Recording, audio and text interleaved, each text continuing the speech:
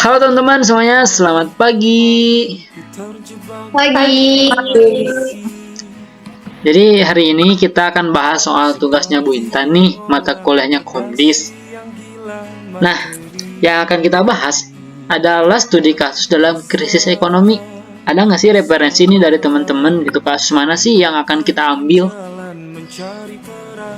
Gimana kalau ambil kasus yang terjadi pada PT Indo? Nah, boleh juga tuh. Coba gimana tuh kasusnya? Jadi gini guys, coba kameranya fokus dulu sini. Indofood menghadapi kritik terkait produk mie instan yang diduga mengandung bahan kimia berbahaya. Isu ini muncul setelah adanya penelitian yang menyebutkan tingginya kadar MSG dan bahan pengawet. Indofood merespon dengan meningkatkan transparansi terhadap bahan baku dan proses produksi. Mereka juga melakukan reformulasi terhadap beberapa produk dan produk mereka. Nah, itu guys kasus komunikasi yang terjadi pada PT Indofood. Wih, menarik juga tuh. Tapi itu gak detail sama yang terjadi di 2018. Udah lumayan lama. Tapi kalian tahu gak kasus pada KFC tahun 2020? Emang ada ya? Oh, aku Yang tahu. mana? Aku tahu, sini aku jelasin. Jadi, perusahaan KFC tersangkut masalah kesehatan setelah adanya laporan bahwa produk ayam mereka mengandung antibiotik berbahaya yang menjadi viral di media sosial. KFC merespon dengan melakukan klarifikasi melalui media sosial dan konferensi pers. Mereka menekankan kepatuhan terhadap kesehatan dan keamanan serta melakukan audit independen untuk memastikan kualitas produk. KFC juga meluncurkan kampanye iklan untuk mengembalikan kepercayaan konsumen. Nah, jadi begitu guys. Tapi kurang detail juga sih. Ya juga sih. Ada kasus terbaru nggak sih? Terus detail permasalahan sampai solusinya gitu. Kalau nggak salah ada deh yang lagi booming dari perusahaan Garuda. Oh, PT Garuda Indonesia itu ya? Nah, iya itu. Oke, aku tahu. Yaudah, biar aku jelasin ya. Yuk. Pada tahun 2019, PT Garuda Indonesia ini mengalami permasalahan yang sangat besar. Permasalahan ini mengarah pada krisis komunikasi yang benar-benar memperburuk citra perusahaan. Nah, hal ini semakin memperburuk posisi Garuda Indonesia yang terdesak dengan berbagai tantangan dalam industri penerbangan. Lalu, apa sih masalahnya? Yuk, ikut aku. Nah, untuk masalah yang pertama, itu adanya penundaan penerbangan yang terjadi di PT Garuda Indonesia.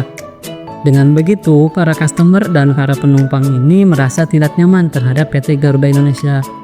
Terus, ada juga nih keluhan-keluhan terhadap pelayanan buruk serta kurangnya transparansi dalam memberikan informasi. Ini memperburuk posisi Garuda Indonesia di citra para customer.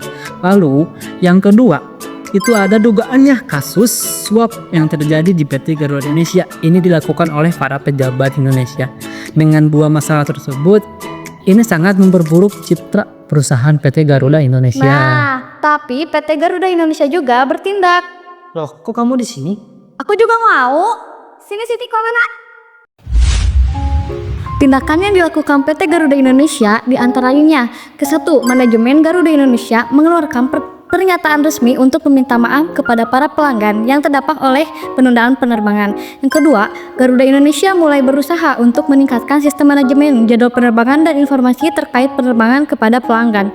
Yang ketiga, Garuda Indonesia mulai meningkatkan komunikasi dengan karyawan dan melakukan pertemuan dengan serikat kerja untuk meredakan ketegangan. Mereka juga mulai lebih transparan mengenai langkah-langkah yang diambil oleh perusahaan untuk memperbaiki situasi. Yang keempat, manajemen Garuda Indonesia berusaha mengatasi isu dugaan korupsi dengan melakukan audit internal, serta bekerja sama dengan pihak berwenang untuk menyelesaikan masalah tersebut secara hukum. Alisa. Ya, kenapa? Gantian dong aku. Oh, boleh. Oke. Teman. Ayo ikutin aku.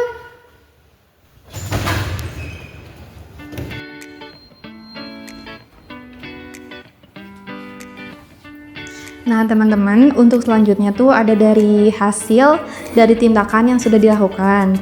dari jangka pendeknya belum semua pelanggan itu pulih gitu ya rasa percayaannya. Terus banyak penumpang juga yang tetap meragukan kemampuan Garuda. Tetapi langkah-langkah dari Garudanya juga udah mulai memberikan dampak positif gitu dalam jangka panjang dengan meningkatnya pelayanan dan pengurangan penundaan penerbangan. Meskipun sudah melakukan langkah-langkah perbaikan, tetapi citra perusahaan membutuhkan waktu untuk pulih sepenuhnya.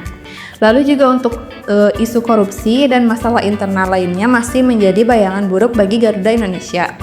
Meskipun mereka mulai melakukan reformasi internal. Selanjutnya tuh, perusahaan melakukan efisiensi biaya dan perbaikan dalam hal operasional yang membantu mereka untuk tetap bertahan secara finansial. Namun, kondisi ini juga menyebabkan perusahaan kesulitan untuk mencapai profitabilitas yang tinggi pada masa tersebut.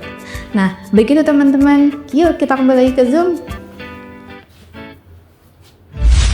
Sudah Uci? Sudah. Nah, begitu guys. Boleh sih, bagus itu. Kalau aku sih yes. Oke, fix. Berarti besok kita shoot ya.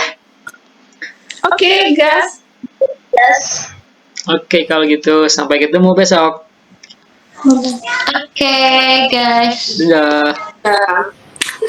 2,000 years later. Jadi gimana tuh? Mau mulai dari mana sok? Gak tahu tuh aku juga gimana. Asli bingung banget. Ya udah tuh lah besok lagi ya. Iya, soalnya kan Siti sama Hanifah juga gak datang. Jadi gimana tuh? Udah lah pulang aja Oke, Berdua ya yuk. Oke, bye-bye. Dadah. Duluan. Dah.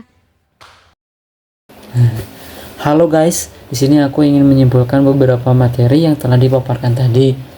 Jadi ada beberapa perusahaan besar seperti Indofood, KFC, sama PT Garuda Indonesia ini menghadapi krisis komunikasi akibat berbagai masalah. Mulai dari isu kesehatan produk hingga penyalahgunaan wewenang dan ada juga nih kebocoran data. Intinya, perusahaan itu harus proaktif memiliki strategi krisis dan membangun hubungan yang kuat. Apalagi dengan konsumen gitu.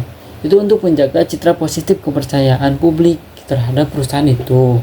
Nah, mungkin kesimpulan segitu teman-teman. Ya mohon maaf kalau misalkan aku ada salah kata. Terima kasih, semoga bermanfaat.